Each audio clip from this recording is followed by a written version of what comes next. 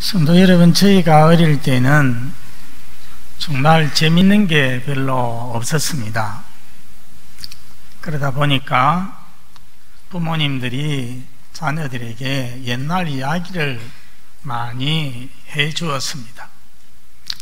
제일 많이 하는 이야기, 또 제일 재밌는 이야기, 무슨 이야기냐? 귀신 이야기.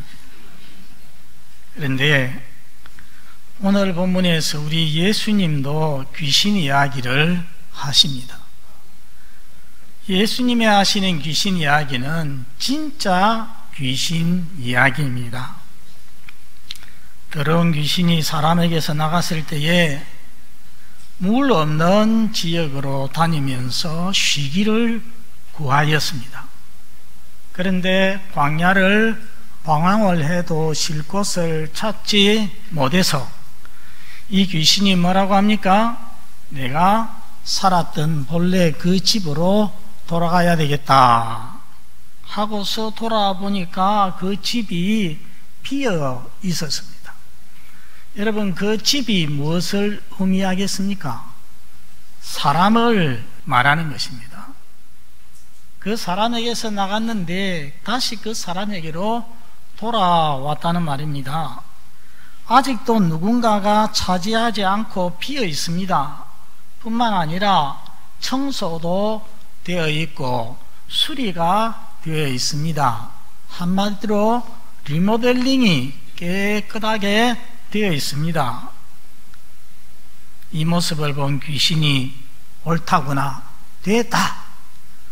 그래서 바깥으로 나가더니 자기보다 더 악한 귀신 7을 데리고 와서 이 집에 함께 살기 시작하는 것입니다.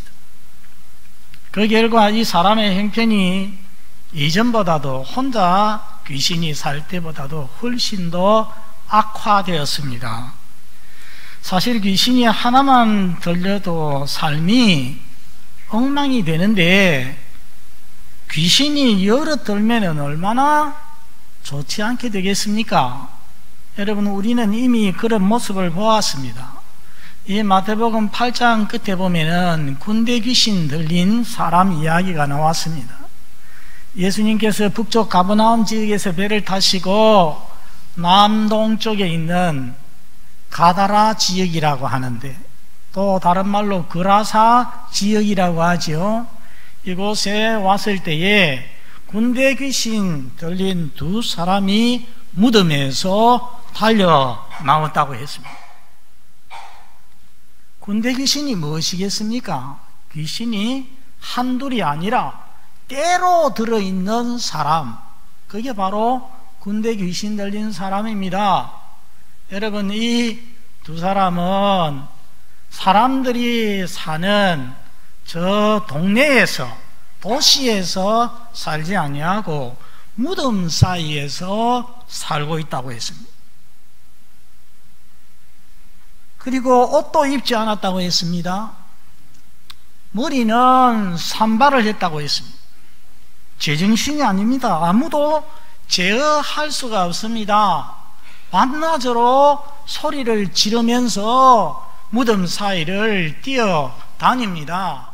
돌멩이를 가지고서 자기 몸을 상하게 해서 피가 터져 나오는 그런 모습으로 다닙니다. 이것은 사람의 모습이 아닙니다. 그래서 우리가 이 사람을 가리켜서 자주 그라사의 광인이라, 미치광이라 그렇게 말하는 것입니다. 본문에 나오는 귀신은 자기보다 더 악한 귀신 7을 데리고 총 8귀신이 한 사람 속에 들어갔으니 얼마나 그 상태가 악화되었겠습니까? 여러분, 예수님의 이 귀신 이야기 누구를 말하는 것이겠습니까? 먼저 이 이야기는 누구보다도 귀신이 나간 사람에게 적용이 됩니다.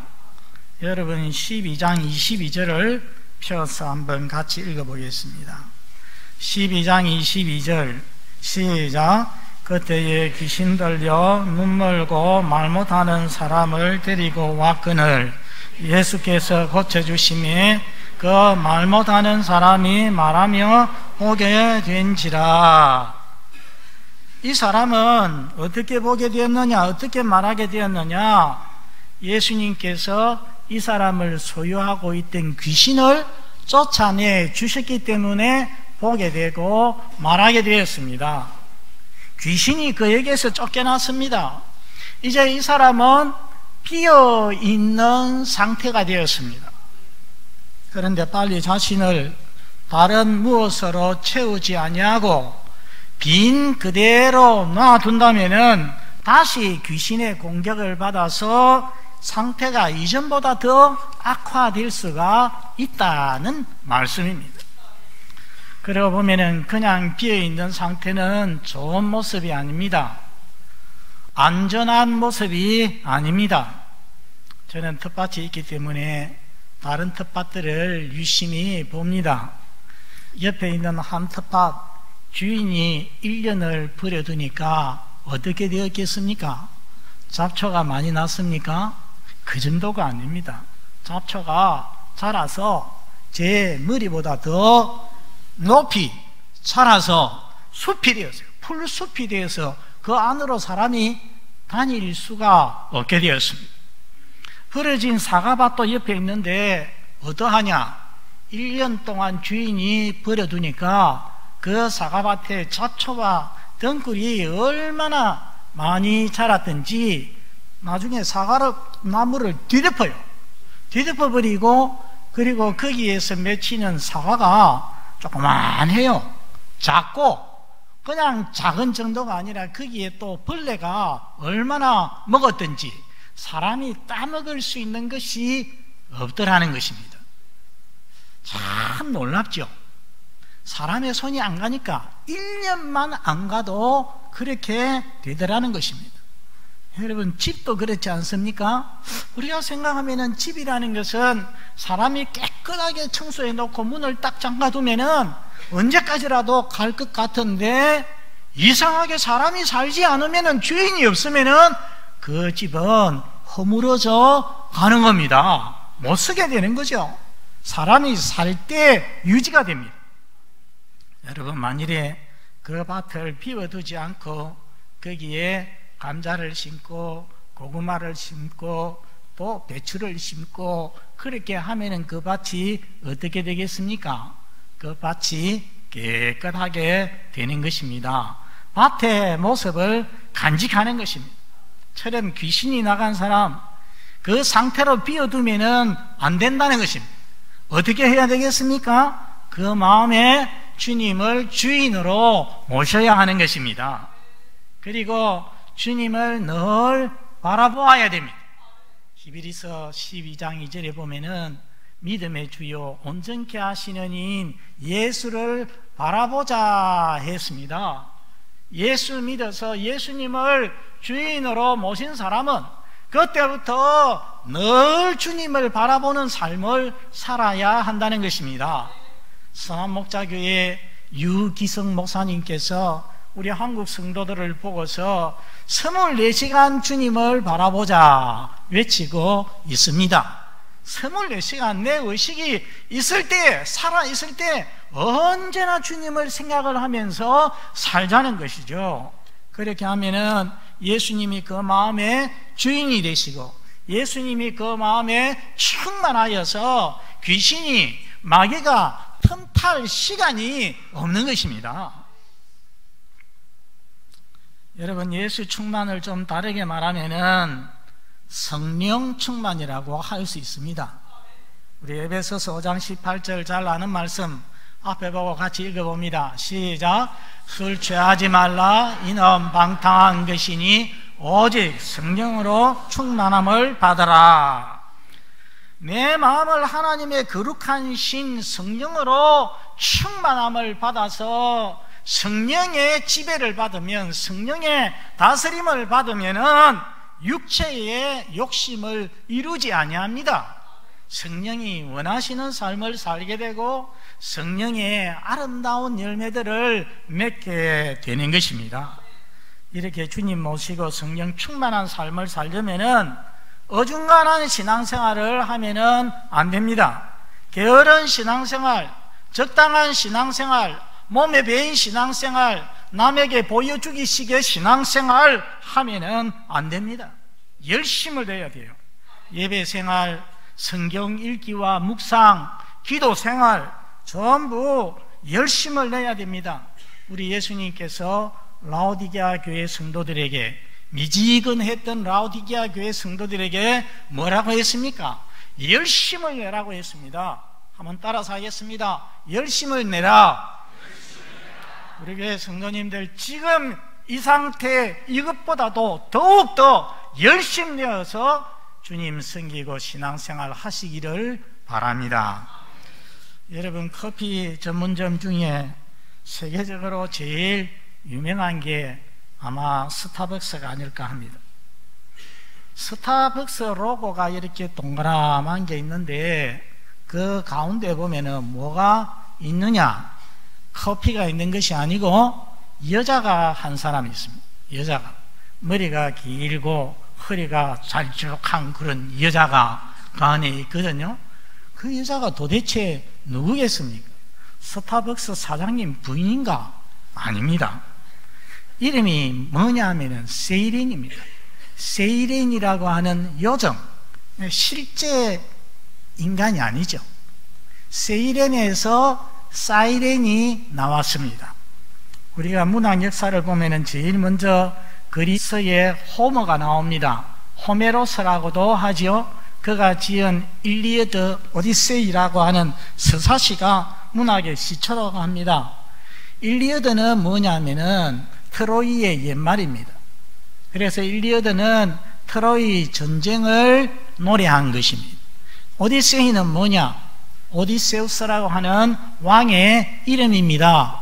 이 왕이 자기 고국으로 전쟁을 마치고 배 타고 돌아가는 여정을 노래한 것이 오디세이입니다. 이 오디세우스 왕은 여러분, 트로이 전쟁에 보면은 트로이의 목마가 나오지 않습니까?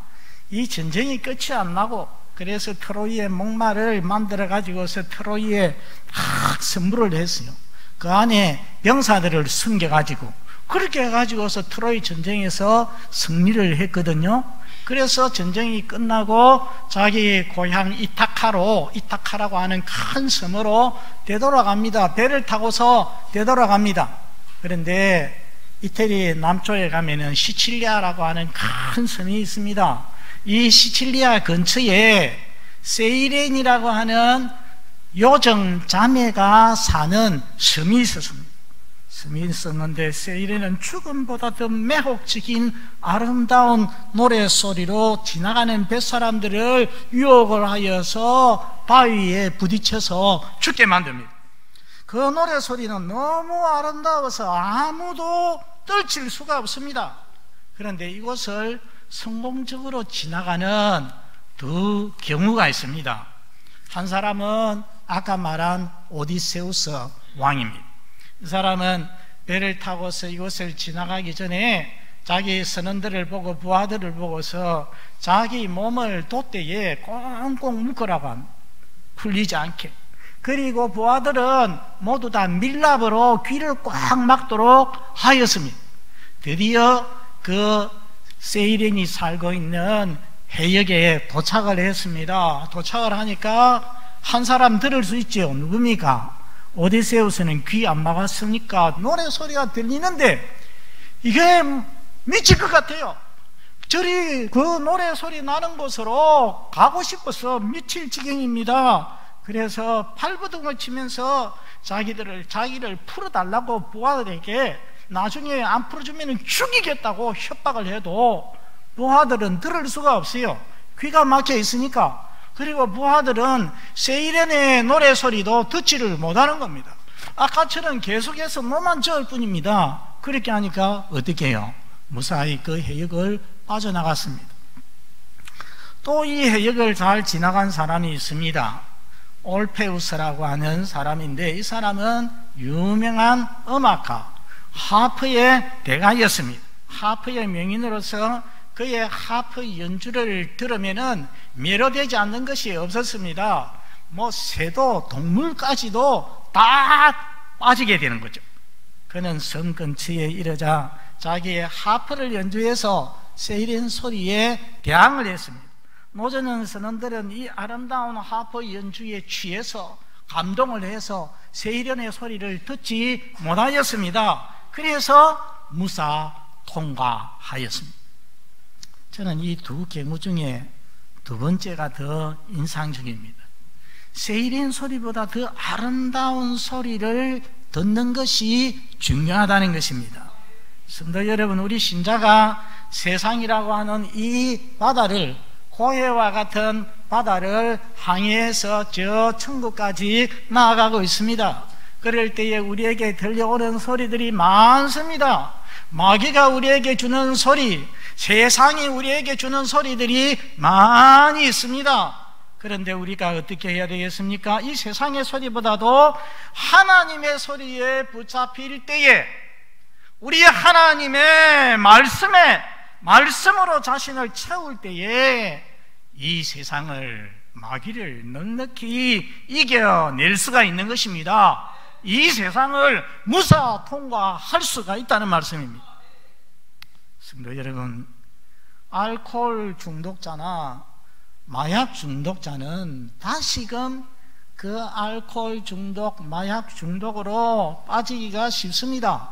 두 번, 세 번, 네 번 실패하는 사람들 있지 않습니까? 왜 그렇습니까? 이제 내가 끊어야지 하고 딱 끊었는데 끊은 것으로 가만히 있기 때문에 안 되는 거예요.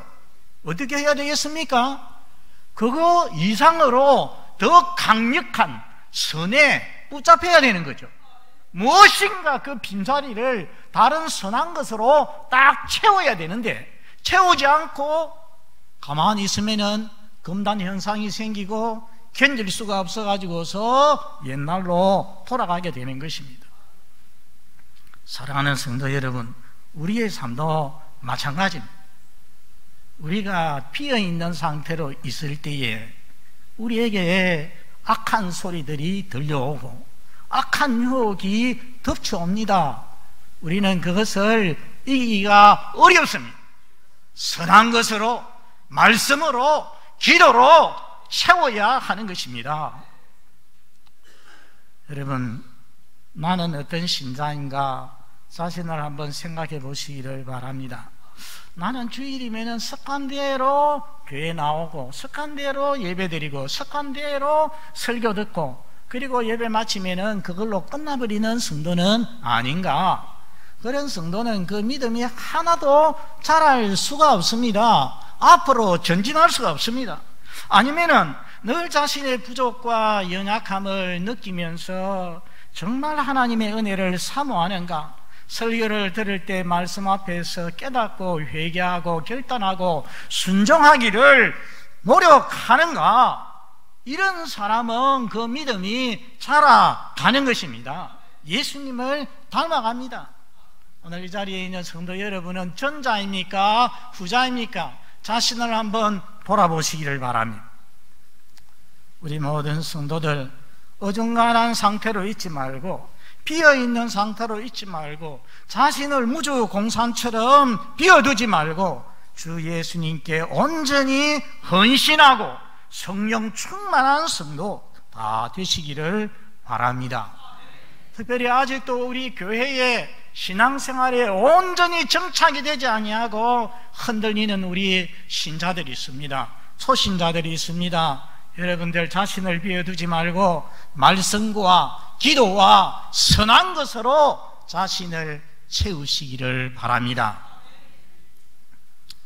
그리고 이 귀신 이야기는 개인에게 적용될 뿐 아니라 세대에도 적용이 됩니다. 왜냐하면 여러분 45절 끝에 한번 보시기 바랍니다. 45절 끝에 보면은 이 악한 세대가 또한 이렇게 되리라 말씀했습니다. 여러분, 예수님의 세대를 생각해 보면은 예수님이 가시는 곳마다 병을 고쳐주시고 귀신을 쫓아내셨습니다. 마귀의 세력을 결박시켰습니다. 악의 세력을 무력화시켰습니다. 그런데 예수님의 권세 있는 말씀과 기적을 행하시는 능력을 사람들이 보고서도 놀라기도 하고, 이 사람이 다윗의 자손이 아니냐, 메시아 아니냐 하고 의혹을 가지기도 하고 했지만은 결단하기를 원치 아니하고 어중간한 자세를 취했습니다. 그래서 예수님이 하신 말씀이 무엇입니까? 나와 함께 하지 않는 자는 나를 반대하는 자요, 나와 함께 곡식단을 모으지 아니하는 자는 뭐하는 자니라? 해치는 자니라. 그렇게 말씀했습니다. 해치지 아니하고 그냥 서 있는 그 사람, 나와 함께 모으지 아니하고 서 있는 그 사람도 해치는 사람이라 말씀을 하셨습니다. 소수의 유대인들이 예수님을 믿었지만은 다수는 회의를 품거나 반대하였습니다. 그 결과가 무엇입니까? 예수님을 십자가에 못 박았고 또 초대 교회를 핍박하였습니다. 그러다가 AD 70년대에 저 로마 군대의 공격을 받아가지고 예루살렘이 완전히 멸망하였습니다. 많은 사람들이 노예로 포로로 끌려갔습니다. 오늘 예수님 말씀처럼 나중 형편이 전보다도 더욱더 심하게 되었죠. 악하게 되었습니다. 여러분, 이런 현상은 어느 시대든지 나타납니다. 여러분, 출애굽 세대를 한번 생각해 보십시오. 하나님께서 모세를 통하여서 엄청난 기적들을 애굽 땅에 펼쳐 주셨습니다. 그리고 그들을 해방하여 그들을 출애굽시켰습니다. 그들은 하나님의 백성이 되었습니다. 그런데 그들은 우상 숭배하는 습관을 버리지 못하고 그것을 나중에 가나안 땅에 도착했을 때도 계속해서 우상을 숭배하다가 하나님의 진노를 사고 그리고는 심판을 받아서 멸망받았습니다. 사람들이 포로로 끌려갔습니다. 근데 하나님께서 또 은혜를 베풀어 주시어서 그들이 1차, 2차, 3차 포로에서 귀환할 수 있도록 도와주셨죠. 그때는 특징이 뭐냐면은 그때는 포로에서 귀환할 때는 우상을 완전히 청산했다는 것입니다. 좋은 일이죠. 우리가 우상 숭배 때문에 이렇게 멸망해서 포로로 끌려왔다. 이제는 절대로 우상 숭배하지 말자. 이렇게 해서 우상이 사라졌습니다. 우상이 사라졌는데 중요한 것은 사라지는 것이 중요한 것이 아니에요.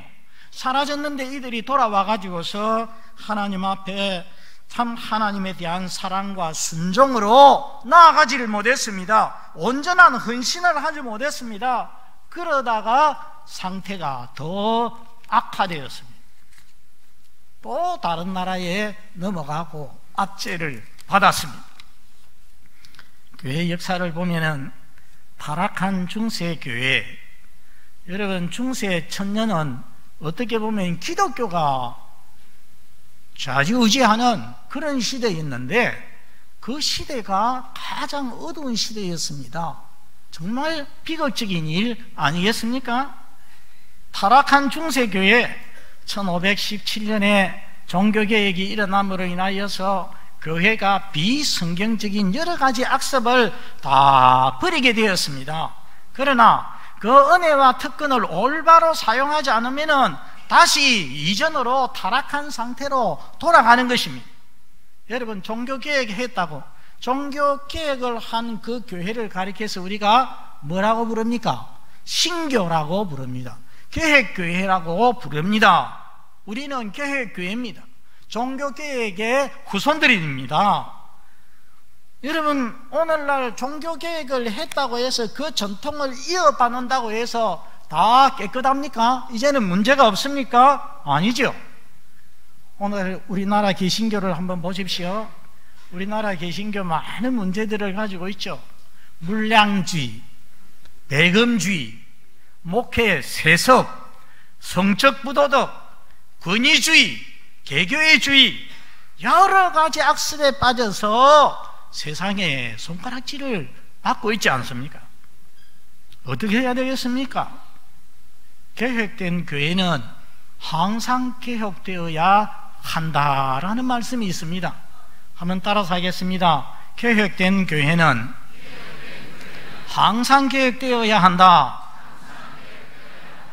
무슨 말입니까? 우리는 종교개혁의 자손이니까 우리는 지금 바로 서 있다, 자만하고 제자리에 서 있으면 안 된다는 것입니다. 제자리에 서 있는 순간 떠 밀려 내려가기 시작하는 거죠. 타락하기 시작하는 것입니다.